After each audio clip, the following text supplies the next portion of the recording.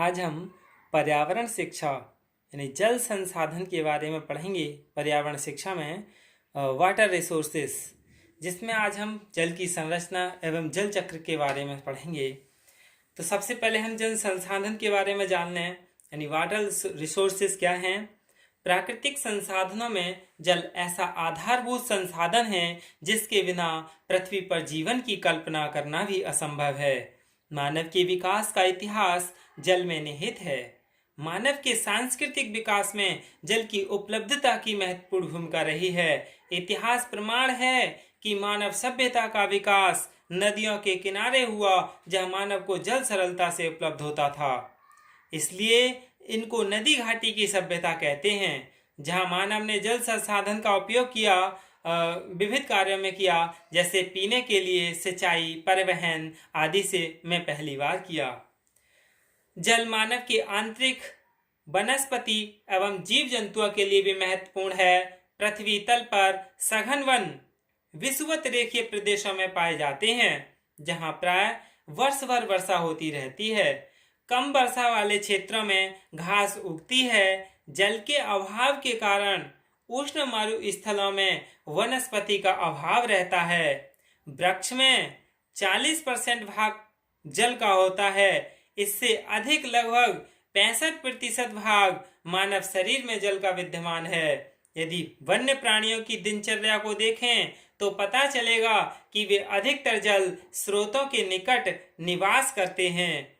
आधुनिक मानव अपने अनेक क्रियाकलापों के लिए जल संसाधन का उपयोग करने से पहले से कहीं अधिक करने लगा है। आज जल केवल पीने के लिए ही नहीं, वरन विद्युत उत्पादन, सिंचाई, मत्स्य पालन, उद्योग, परिवहन आदि अनेक कार्यों में प्रयुक्त होता है। वह हम जल की संरचना के बारे में जान लें, यानी स्ट्रक्चर ऑफ वाटर। रासायनिक दृष्टि से जल हाइड्रोजन का मोनोऑक्साइड यानी H2O है, जिसमें 2 भाग हाइड्रोजन और 1 भाग ऑक्सीजन होता है। किंतु प्रकृति में इस प्रकार का शुद्ध जल नहीं पाया जाता। यह एक अच्छा विलायक होता है, अतः जैसे ही वाष्प संघनित होकर वर्षा के रूप में वायुमंडल में होकर पृथ्वी तक तल पर पहुंचती है, तो इसमें अनेक अशुद्धियां जैसे गैसें, धूल के कण मिश्रित हो जाती हैं। धरातल वर्षा जल जब बहने लगता है तो इसमें अनेक घुलनशील तत्व मिल जाते हैं। भूमि में प्रवेश करते समय अनेक खनिज घुलकर इसमें मिल जाते हैं। इससे जल की गुणवत्ता का ह्रास होता है। 1971 में विश्व स्वास्थ्य संगठन ने यानी WHO ने पेयजल की गुणवत्ता के लिए कुछ मानक निर्धारित किए हैं। WHO ने मानक निर्धारित किया था, रासायनिक मानक। पेयजल का pH मानक 7 से 8.5 के मध्य होना चाहिए, यानी जल का pH मान जो पीने योग्य है उसका 7 से 8.5 के मध्य होना चाहिए। इसमें मिश्रित अपद्रव्य की सीमा इस प्रकार है, यानी ठोस पदार्थ कितना होना चाहिए, यानी प्रति लीटर में 1 लीटर में 500 मिलीग्राम होना चाहिए।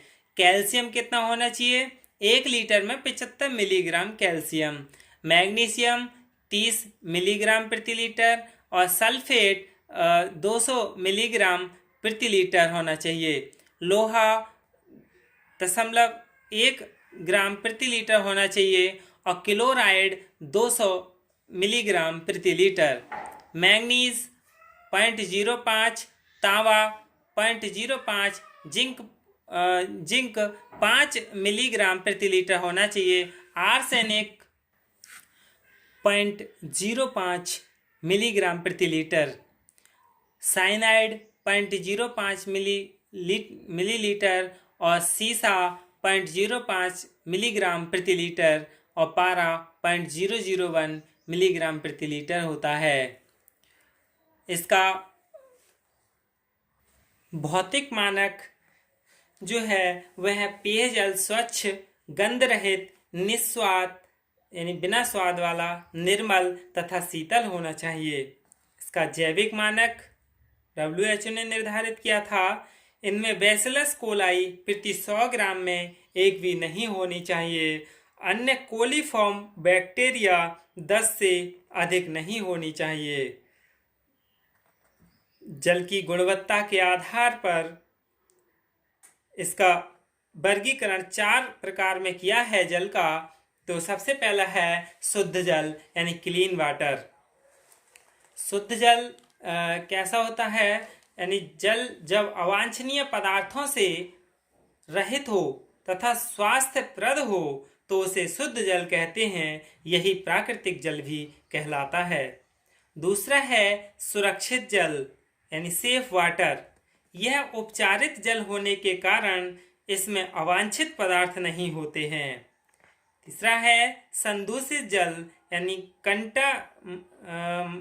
Contaminated water. ये जल में सूक्ष्म कीटाणुओं की उपस्थिति उसे संदूषित बना देती है। फिर है प्रदूषित जल, चौथा प्रकार है इसका यानी पॉल्यूटेड वाटर।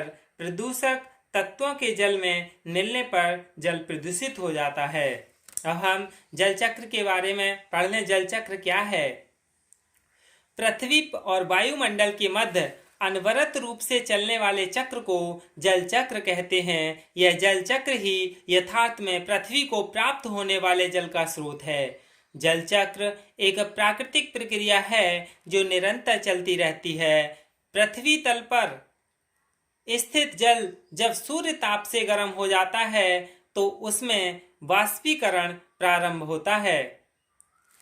यह जलवाष्प हवा से हल्की होने के कारण वायुमंडल में ऊंचाई की ओर गतिशील होता है। ऊपर इसमें निहित ऊष्मा के समाप्त होने पर यह जलवाष्प संघनित होकर वर्षा या अन्य रूपों में पृथ्वी तल पर लौटती है और पुनः वाष्पीकृत होकर वायुमंडल में पहुंचती है। जल चक्र की यही प्रक्रिया है।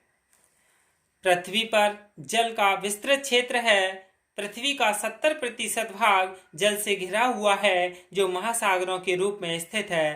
पृथ्वी की सतह पर 14 अरब घन किलोमीटर जल है जो 2/3 धरातल को घेरे हुए है। इस जल को 97% भाग महासागर और सागरों में है, किंतु यह जल खारेपन के कारण अनुपयोगी है। शेष 3% में से 3 करोड़ घन किलोमीटर जल जो 1.8% है हिम के रूप में है जो अंटार्कटिका, आर्कटिक, ग्रीनलैंड तथा ऊंचे पर्वतीय भागों में बर्फ के रूप में जमा है। यह भी उपलब्ध नहीं है। केवल 90 लाख घन किलोमीटर अर्थात 1.2% जल ही मानव के उपयोग में लाने लायक है। प्रतिवर्ष 5 लाख घन किलोमीटर जल समुद्र से वाष्प के रूप में बदलता है, जिसमें से 1 लाख घन किलोमीटर जल वर्षा, बर्फ और ओस के रूप में पृथ्वी पर पुनः वापस आता है, जिसका भी केवल 10 से 20% भाग प्रयोग में लाया जा सकता है। इसमें स्पष्ट है कि मानव उपयोग के लिए बहुत कम जल उपलब्ध है, इसलिए जल को बचाना बहुत जरूरी है। एक एक बूंद को व्यर्थ न जाने दें, उसका उपयोग ही करें, पानी को व्यर्थ न बहाएं। पानी जब सुरक्षित होगा तब हमारी आने वाली पीढ़ियां भी सुरक्षित होंगी। वर्षा जल का जो भाग धरातल को प्राप्त होता है उसे धरातलीय एवं भूमिगत जल कहते हैं। धरातलीय जल नदियों, तालाबों या झीलों में पाया जाता है। वर्षा का जल भूमि पर प्रवाहित होते समय रंध्र युक्त चट्टानों में होकर भूमि में अंदर प्रवेश करता है, जिसे भूमिगत जल कहते हैं। इसमें भी 2 प्रकार है, एक मृदा जल जो मृदा में कुछ गहराई तक पाया जाता है और दूसरा भूमिगत जल जो गहराई पर चट्टानों में पाया जाता है। धरातलीय मृदा एवं भूमिगत जल का सामान्य प्रतिशत इस प्रकार है। नदियों में 0.014% और शुद्ध जल की झीलें 1.4%, लवणीय झीलें 1.2% और मृदा जल 0.7% है। और भूमिगत जल 1 किलोमीटर की गहराई तक 48.3% है। भूमिगत जल 1 किलोमीटर से अधिक गहराई पर 48.3% है। यही क्या है? जल चक्र है। धन्यवाद।